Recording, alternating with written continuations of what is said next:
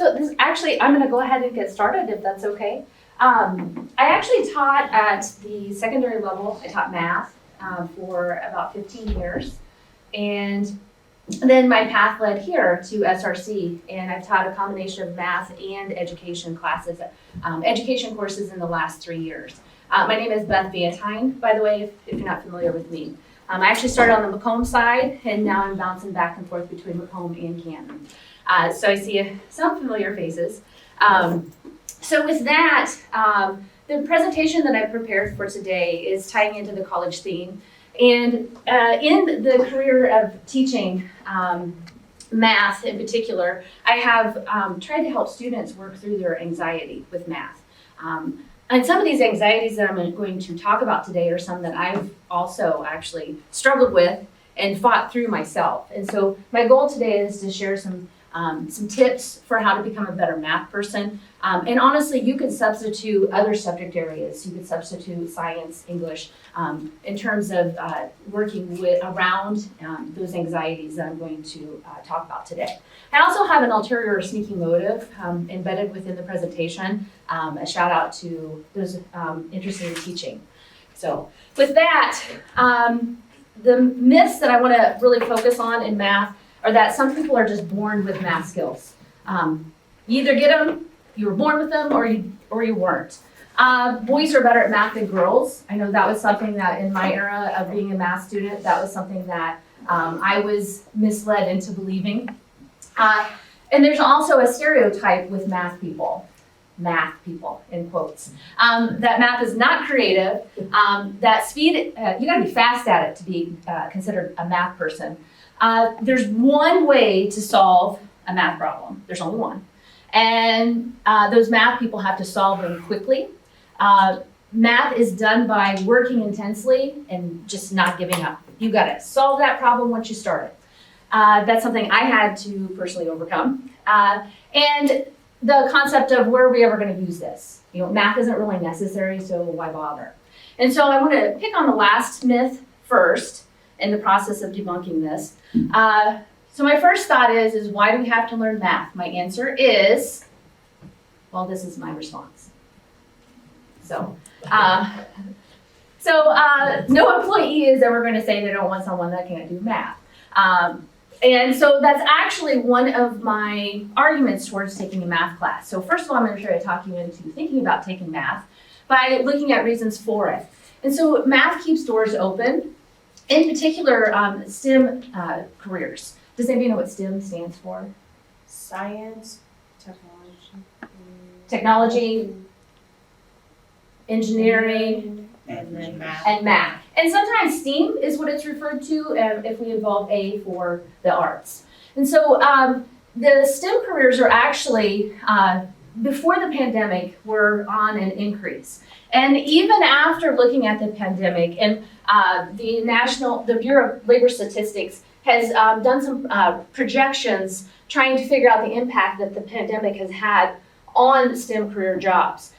So you can see even the green over here is actually increasing. The pandemic has actually increased the demand of these STEM careers. And so if you're undecided right now, maybe take a look at some of those careers involved in the STEM field. So the next thing I would say is math is helping prepare you for other careers besides just STEM careers as well. Math helps you develop problem-solving skills, and I think of this as mental gymnastics. You think about a football player lifting weights. Are they running around on the football field with weights though? They're not, right? It'd be a little bit of an issue trying to catch the ball. And so that mental gymnastics that I'm talking about is very comparable to what an athlete does in preparation for the game. Fun fact, Abraham Lincoln, at the age of 40, was trying to improve his ability to speak in front of people. And he chose to study the 6 books of Euclid, studying proofs in particular, so that he would better craft public speaking. Obviously, it helped. He won the election, and history was made. So he used that to increase his problem-solving abilities. The other thing I would say is that everybody in the room right now is a consumer, whether it be purchasing items or consuming data. So if you think about it, there are a lot of graphs and a lot of numbers that have been thrown at us in the last couple of years in particular. And so I would recommend, I also get to curse while I'm presenting here, Damn Lies and Statistics by Joel Best. It is not, he wrote the book without intending it to be for a math major. And so it's a very good read. I would even listen to the book if I were you. He really dives into how numbers can be used to mislead individuals. And I have to say that was something that I had always trusted numbers. And then my world shattered a little bit when I found out that numbers could lie. And so one of the things I want to focus on today, there's many ways, this could actually be a huge part of the stats class, but I want to focus on just briefly on graphic representations. And so I apologize if any of you are a Chevy or Ford or whoever fan, but if we look at the graph on the left, it looks like, man, Chevy is kicking butt in the industry. But if you zoom in closer and look at the graph without skipping a part of the y-axis, you can see that they're really actually all about the same. That graph was intentionally created to mislead the viewer of that graph. And so I would encourage you, whenever you see a graph, look at the axis to make sure it hasn't been messed with. This is what's called cherry picking. To someone that's trying to say there's not much of an influence or temperature change, they would pick this part of the graph. But if we step out and then step out even further, you can see there's an uphill trend. And so again, this graph was purposely picked in a way to mislead or persuade the person looking at the graph. And so these are some things that you could do right now, not even having had a stats class. Sometimes graphs can just be graphed incorrectly. And so here's one, if you look at, we've got 8.6, with these lines right here, 8.6 is the same height as 9.0%. And so they were just flat out graphed incorrectly to try to persuade the tail end of the unemployment rate. And then here's one. What's a circle graph supposed to add up to? 100. 100. Since when has 51% ever been less than half the graph? And so they used an incorrect graph. A bar graph would have been better. So these are some things, I mean, I've got some big namers on here that I'm referencing. So that's just a quick peek as to, again, why should you be aware of math? So after, hopefully I've convinced you to think about taking a math class, I'm trying to, at this point, define what a math person is. And so my answer to that is anyone can be a math person. And I will say that, and this is my sneaky little agenda that I was talking about. If you've ever said, I hate math, the odds are you've influenced someone else while you've said it. Whether that be a sibling, a younger sibling, or a child perhaps, or a niece and a nephew. So there is no conclusive evidence that math is genetically related. There's no correlation between the two. So I will say that more of a connection is between the fixed mindset and the growth mindset. So if you've ever thought, well, I just wasn't born with math skills, that actually is an example of the fixed mindset. And that's where you think, no matter what I do, I'm just not going to get better at it. And studies show that the growth mindset is actually very common in people who are successful.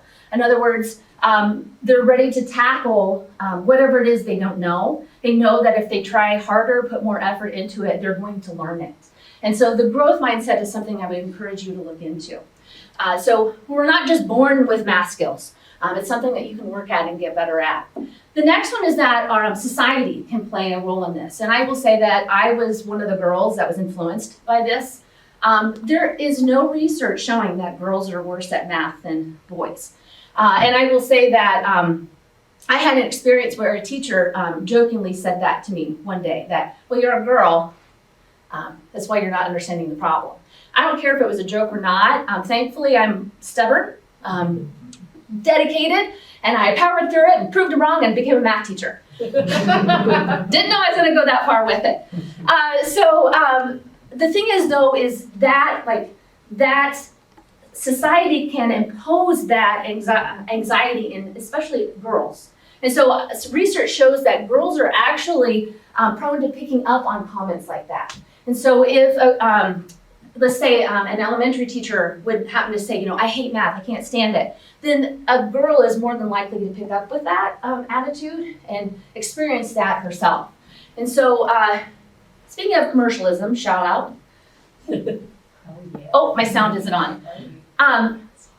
The Barbie is saying math class is hard, math class is difficult. And so we've got Barbie talking to millions of little girls saying math class is tough for girls. And so I know that's why I didn't care for Barbie. She drove my tractors for me. I grew up on a farm, by the way.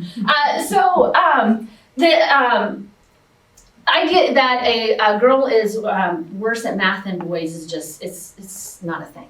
I feel like I'm standing in front of you proving that. And then as far as our mathematician's boring. Okay, all right, so hopefully I'm already proving that wrong. I don't know if any of you happen to recognize these two individuals. Okay, the first one is Beethoven. Beethoven actually was deaf by the time he was 46, and so he wrote the Ninth Symphony deaf, completely deaf. That was not something I had realized. He relied on the mathematical patterns of music to continue writing music. And he was once said to say, I always have a picture in my mind when composing and I follow the lines. And so that's math and music blended together. The other one is MC Escher. You might have heard of him, but more than likely you've seen some of his work. And so he was a graphic artist, very famous. Have you seen any of these pictures before? I think I've done something in nature art class. I plastered them all over my math walls when I taught secondary math. It's a beautiful marriage of art and math. And N.C. Escher is actually known to have said that he connected more with mathematicians than he did with artists. And so math people can be creative, just saying. And here's a few more. I'm going to zoom in. I don't know if you recognize any of those individuals. Michael. Right here, Michael Jordan, he's a math major, just telling you before he played in the NBA. Any Wonder Years fans with the reboot?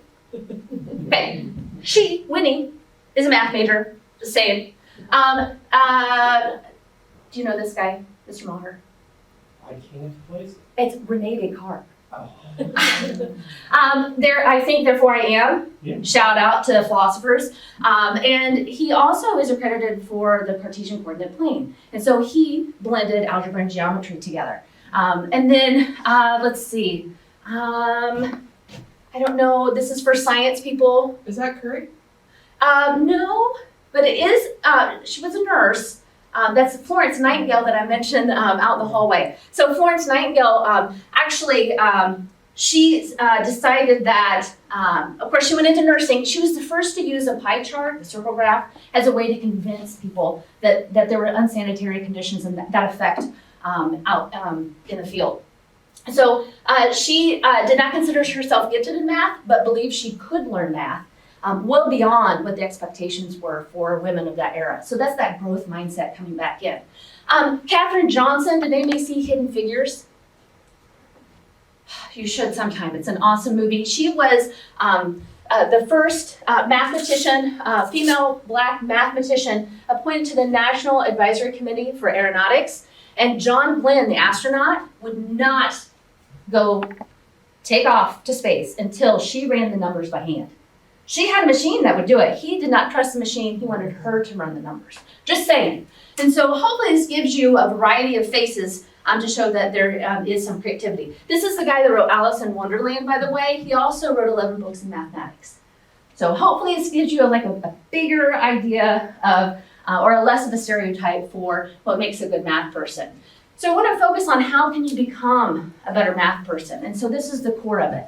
PMA, positive mental attitude. Studies show that a positive mental attitude actually is a better predictor of how a student is going to do in class, even over IQ scores. So your positive mental attitude. Have you ever heard of positive visualization? Like if you're going to shoot the hoop, you imagine it going in the basket. Okay, don't imagine missing it. That's that fixed mindset. So imagine hitting the ball making the basket. Imagine yourself being successful at the math problem. You've got to start having that positive mental attitude. And you can get better at math one problem at a time. And this is actually a shout out to science.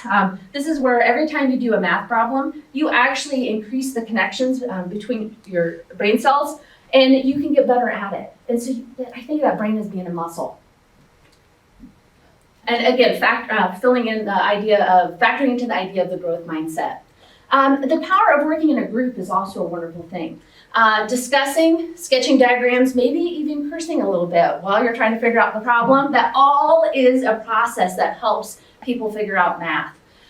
Even if someone in the group knows the problem, when they go to help explain it to you, you're helping them learn it even better. The best way to learn something is to teach it. As far as sometimes math can feel like it's just a bunch of magic. Calvin and Hobbes would agree with you. You put these things in equations, you get some numbers, they add up, and they magically become a new number. Sometimes it does feel like it's magic. It's not magic, however. Some believe that there's just a magic key that's gonna unlock every math problem. And it's not that key that you need to focus on. It's that positive mental attitude. Imagining yourself succeeding in a math class or whatever class it is that you have anxiety for. In other words, instead of saying I hate math, it's just going to keep building a vicious circle. And this vicious cycle, if you say I hate math, you're going to lack confidence, you're going to have more anxiety, you're going to avoid it. Procrastinators Anonymous Club right there. And then you're going to have a bad grade on the exam. And then it starts all over again. You've got to break that cycle. You've got to start that positive mental attitude right now. There's a misconception that there's one way to solve a problem. There's actually several. Which way is the best? The way that makes the most sense to you, even if it is the longer route. Let me tell you, I always take the longest route first. Every time, I swear. And then I can pick up on some shortcuts. As far as mistakes, there's a misconception that you have to be perfect at math to be considered a math person. And my argument to that would be actually mistakes help you learn math better or help you learn whatever subject area better. So this has been a poster I've seen in English classrooms. Shout out to English right there. Mistakes are okay. What you do with them is what matters. So learn from those mistakes. Figure out why you made the mistake. As far as speed and memorization, it really isn't a thing. That doesn't measure your ability in math. You can get faster at it the more that you practice it. And I do want to do a shout out to the type of thinkers that you might be. So it might be that you're a reflective thinker, and reflective thinkers tend to be slower at coming up with an answer to a question because they're running through all the different scenarios. And I happen to be a reflective thinker, and there's times I've misjudged myself in terms of a math student. It wasn't that I was not good at it. I had to calculate all the different ways of getting the solution before answering it. One way is not better than the other. It's just knowing how you learn. And then as far as the multiple intelligences, if you take one of my education courses, it's definitely something that we'll get into more detail about. Howard Gardner's 7 styles of learning, there are actually up to 9 depending on what kind of research you do. Take a look at it. It could help you with all of your classes, not just math. So there's the idea that once I start a problem, I've got to beat my head against the wall till I get it right. I have to say I've been there. It took me, I don't even want to say how long it took me to figure out that it's okay to leave a problem, walk away from it, sleep on it. Your brain is going to sift through that, the process that you're trying to figure out. When you wake up, go into class the next day, if you've ever had that aha moment, it's because your brain was working on it without you even knowing it. And so that's something that took me a while to learn. As far as memorizing, yeah, some basic math facts are good to know. But as far as trying to memorize all the different kinds of math problems that are out there, it's not going to get you any better at math. Really trying to look at the patterns and recognize them and truly trying to understand the problem is what's going to help you become a better math person. And with that, time.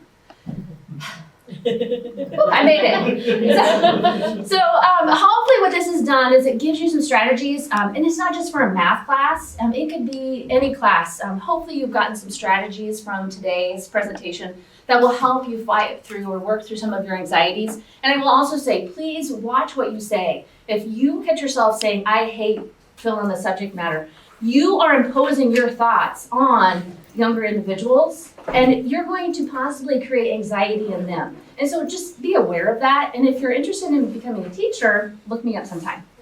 I'm your person. Thank you so much.